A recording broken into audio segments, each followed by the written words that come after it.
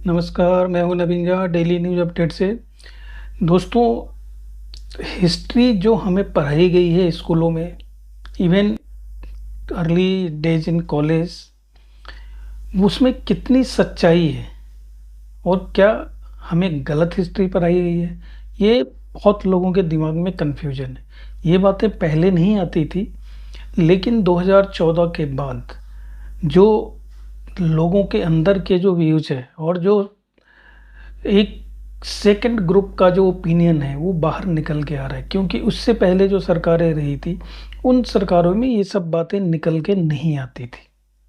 तो अभी ये सारी बातें निकल के आ रही है कि हिस्ट्री किसने लिखी, कब लिखी, सही लिखी या नहीं लिखी।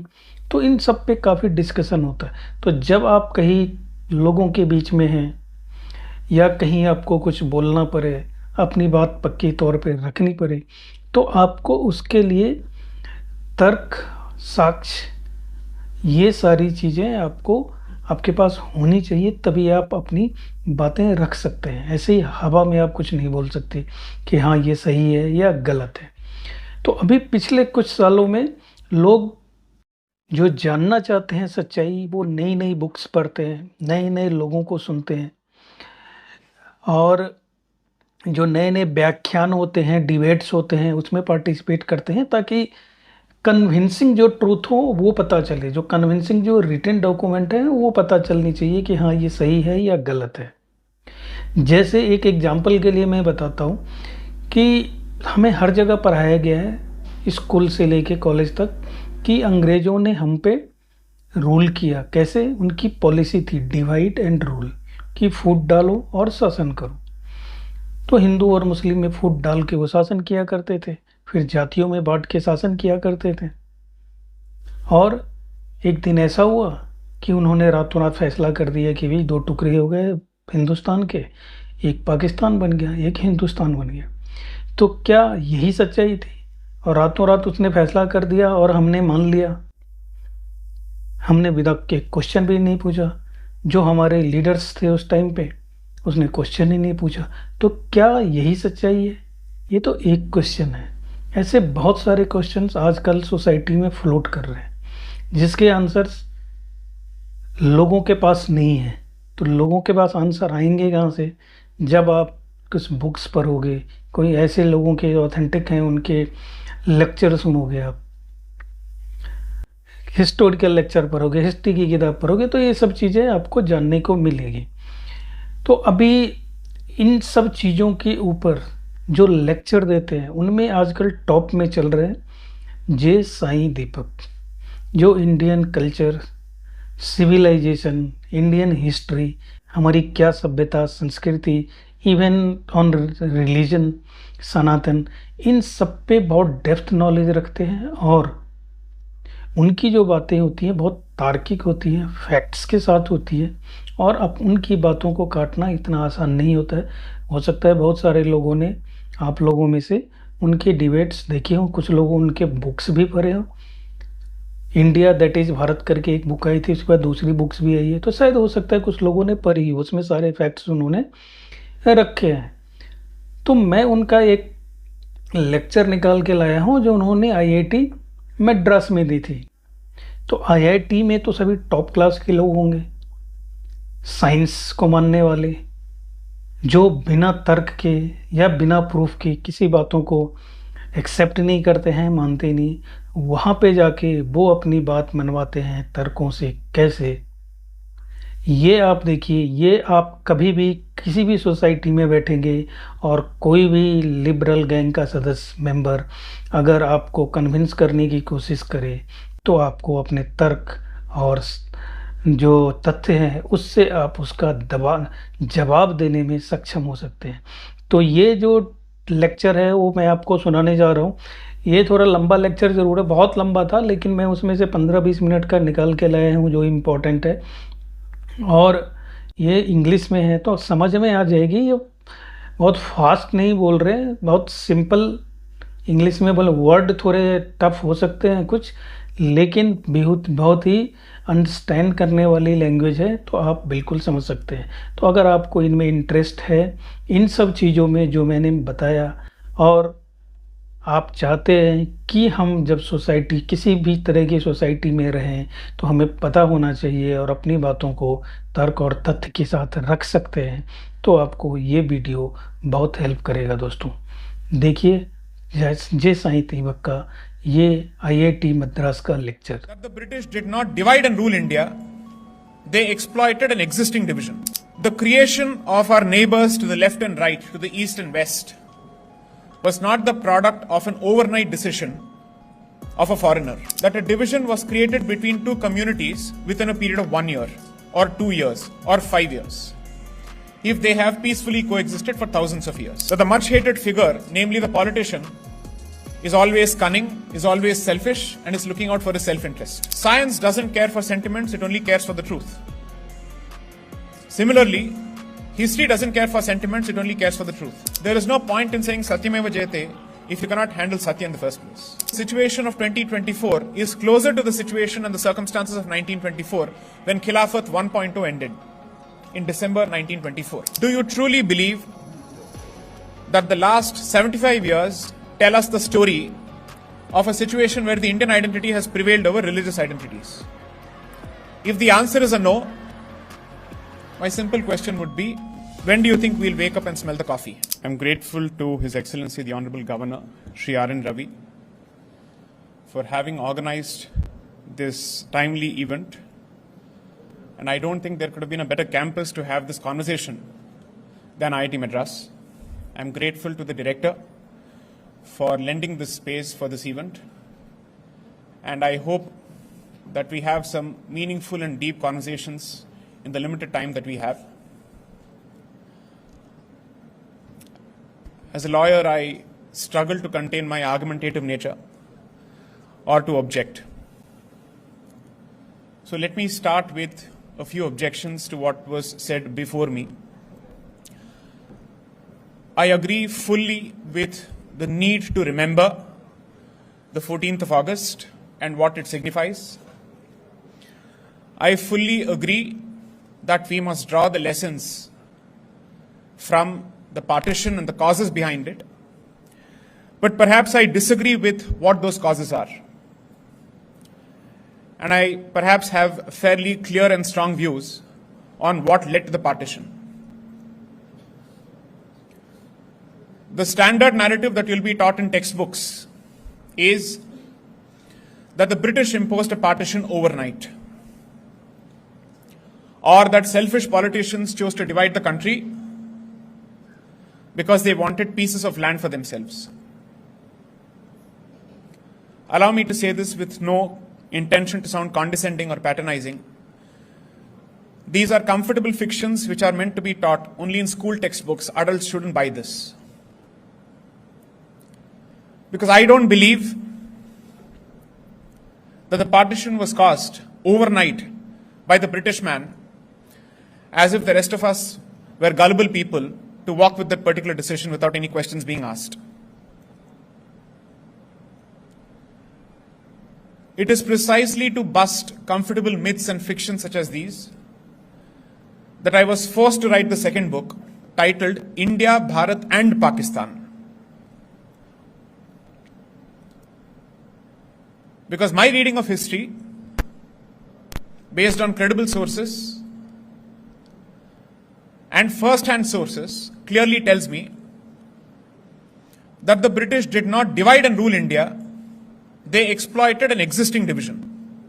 There is a difference. If there is no controversy or dispute between two parties, and somebody chooses to invent a fight between the two of them, that is called divide and rule. But if there is a pre-existing division, and someone chooses to take advantage of it, that is not called divide and rule, it's called use the division and rule.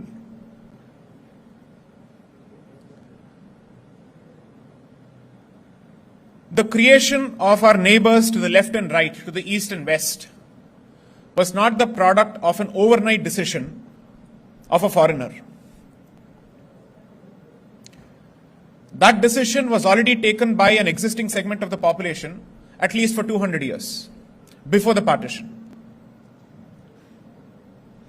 because that division existed for at least 800 years before the partition. I am not here to offer answers. Perhaps what I will do is that I will share a few questions so that, befitting the campus in which this conversation is happening, students go back with questions to work on, as opposed to me spoon feeding them with answers. If two segments of the population or two communities have peacefully coexisted for thousands of years, does common sense tell you that a division was created between two communities within a period of 1 year, or 2 years, or 5 years, if they have peacefully coexisted for thousands of years? If the answer is a no, then the basic question that you should be asking is, did they peacefully coexist for thousands of years? That is perhaps the more important question to be asked, considering the ongoing events in our neighborhood over the last few weeks. 3, let us assume for a moment that the much hated figure, namely the politician, is always cunning, is always selfish, and is looking out for his self-interest. But what do you make of the people who support those decisions? After all, the public participated in those decisions one way or the other. Partition was not a decision that was taken by a politician without support from his people. In fact, there was democratic support for the decision, which was clear from the elections of 1946. So perhaps when we wish to draw lessons from the partition 75 or 78 years down the line, in my opinion, these lessons should have been drawn in at least 1947 or 1948. We are doing it 75 years late. But at least now we should be framing the question properly and asking the right questions. Whether they are comfortable or uncomfortable doesn't matter. And since you are asking this question and opening up this topic for conversation in an institution that is dedicated to science, science doesn't care for sentiments, it only cares for the truth. Similarly, history doesn't care for sentiments, it only cares for the truth. Now, if you choose to fabricate history and you don't ask the right questions, you muddle those questions, you will get muddled answers and garbled answers. So if you are serious about revisiting history and drawing the right lesson based on facts, you must be open to be challenged by history. Facts presented by history, documented facts, are bound to cause discomfort and discomfiture. You must have the ability to swallow it. There is no point in saying Satyameva Jayate if you cannot handle Satya in the first place. So over the last 3 to 4 years, people like me, or even better qualified people than me, are engaged in serious pursuit of understanding history or re-understanding Bharatiya history. Because in my view, history almost tends to repeat itself. And we are, according to me, in a phase where perhaps the situation of 2024 is closer to the situation and the circumstances of 1924, when Khilafat 1.0 ended in December 1924.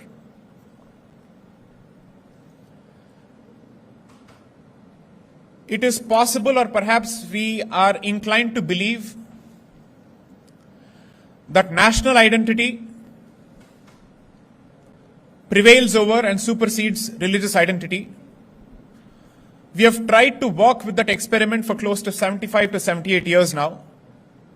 I will not offer any conclusions. I will ask the audience, or members of the audience, to ask themselves this question: do you truly believe that the last 75 years tell us the story of a situation where the Indian identity has prevailed over religious identities? If the answer is a no, my simple question would be, when do you think we'll wake up and smell the coffee? And realize that this experiment may not be working despite our best intentions and efforts. History is not meant to be consumed as pastime. You don't read it like a novel or an Amar Chitrakatha book over dinner. It's not meant to be consumed as an academic pursuit. History is meant to be understood as the causes of the present and the potential future. We are where we are because of events of the past, and we will be where we will based on the events and decisions of the present.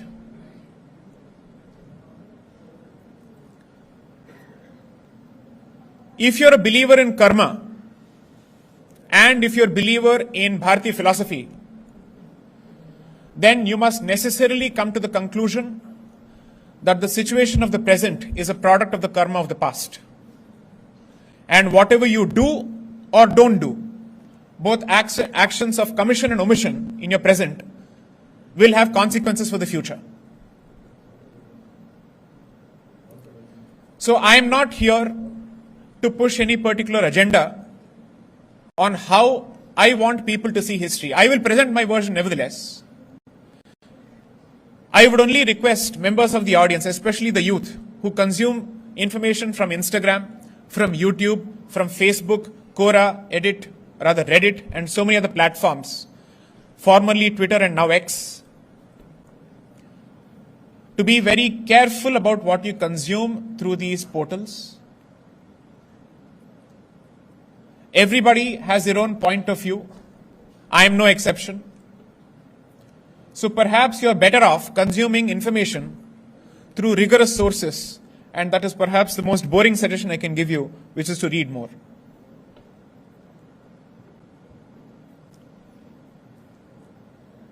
If possible, I would request members of the audience to take an active interest in the developments, or let's call them regression of developments, on the eastern side of Bharat, in what was previously called East Pakistan and now called Bangladesh, and who knows, it might become East Pakistan once more. Please follow the developments closely. Based on your reading of the developments, ignoring everything else what everybody else has to say, please start asking certain questions. What is happening there? Why is it happening? Is it even remotely relevant to Bharat and our circumstances? If the answer is a no, great. If the answer is a yes, then you must ask yourself a few more questions. What do we do to prevent a similar situation? In my view, if you had asked people in the 1900s or even in the 1920s, if they could remotely think of or predict the potential partition of this sacred land called Bharat in 20-25 years, that is after 1924 when Khilafat ended, if you had asked them in less than 25 years, do you think Bharat will be divided on religious lines? Most of them would have said impossible. Not possible. We are all culturally one. Our religions may be different, but we speak more or less the same languages. We have similar cultural traits. Culture will prevail over religion, and nation will prevail over religion. That was the statement that you would have heard from people of the 1920s of Bharat. By the time they reached 1940s, mentally they understood that the situation had changed. And by the time they reached 1946, Karachi and Lahore resolutions of the Muslim League specifically told us that Pakistan was going to be a reality within a year, by hook or crook, through democratic means or by force. So it doesn't take even half a century for circumstances to change or worsen. It takes less than that. It depends on how aware and prepared people are.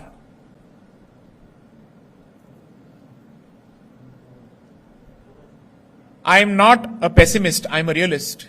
But I do believe that the generation of today is not remotely as prepared and aware as the generation of the 1920s in terms of the challenges that face Bharat. I don't think children should be blamed. I don't think the youth must be blamed for this.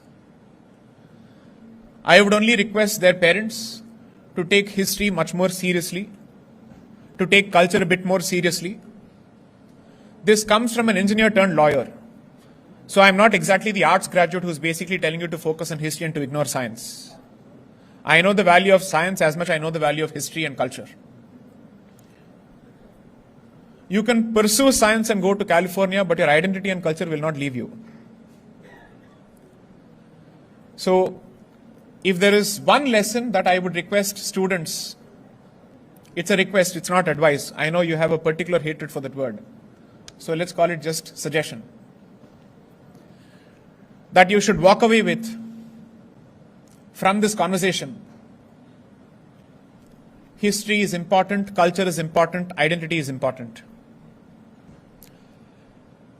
And every civilization or country which has lost its way and its identity has lost itself to the future. Europe has achieved development at least 30, 40 years or maybe even 70 years before Bharat. We are several years or decades behind the least developed country of Europe. But Europe today doesn't have the ability to protect its culture or its civilization because it has completely lost its sense of self and identity. I am not saying sacrifice development and science and infrastructure for identity. I am saying all of that is meaningless without retaining your identity. Both must go hand in hand. Perhaps that's one of the reasons when I speak of education and policy, I believe that it's an utter mistake and according to me a catastrophic mistake when you separate scientific education from arts education or humanities education. We must have a trend where we actually give dual major degrees of diametrically or seemingly diametrically opposite subjects so that students of science have a better understanding of humanities and students of humanities also understand science better. Otherwise, people coming from the humanities stream think that people from the scientific stream have no understanding of the arts and vice versa. There is a mutual contempt which I see in schools and colleges. Those who are bad at mathematics but who understand arts are seen as poor students. And those who understand mathematics but don't understand arts are seen as people without taste and class. This is how education works, and ultimately when you grow into an adult, you will see its direct consequences when you realize you don't have the ability to make sense of the developments around you. Because you've been so keen on pursuing physics, chemistry and mathematics that you don't understand how do I make sense of the political, cultural and national and international developments around me. Every country which is worth its salt and which takes itself seriously prepares for the future by investing in education and specifically history education. In my view, even after 78 years, we are far behind as far as that question is concerned because we have taken forward the terrible education legacy of the colonizer without having an Indian education policy which speaks of Bharatiyata, which speaks of Bharat civilization and philosophy. We seem to have made a beginning and we have started taking baby steps. Why have I suddenly started speaking about education when the conversation is supposed to be about partition horrors? Because you understand history primarily through your textbooks when you're in schools. And if you don't take education seriously, then in the formative years when you're supposed to have a very clear picture as to who you are and where you come from and what is Bharat as a nation, your mind becomes the playground for competing forces, where everybody is trying to brainwash you one way or the other. So, even in African countries, after colonization, rather decolonization or political independence, they've invested better in education policies than Bharat. Bharat doesn't need to look up to America, Singapore or any other country for education policy on the aspect of history. It has a lot to learn from African countries, for God's sakes, such as Kenya, South Africa. With His Excellency being present here, with the Director of IIT being present here, my only suggestion would be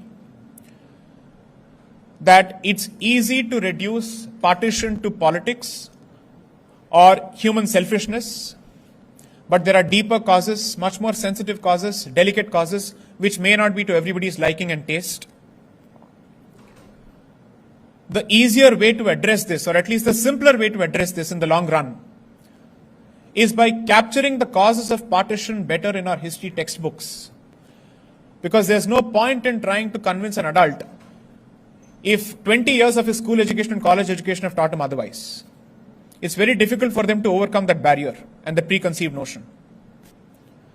Investment in the future is through investment in the past, and investment in the past is through investment in education in the present. Vande Mataram. सुन लिया आप लोगों ने।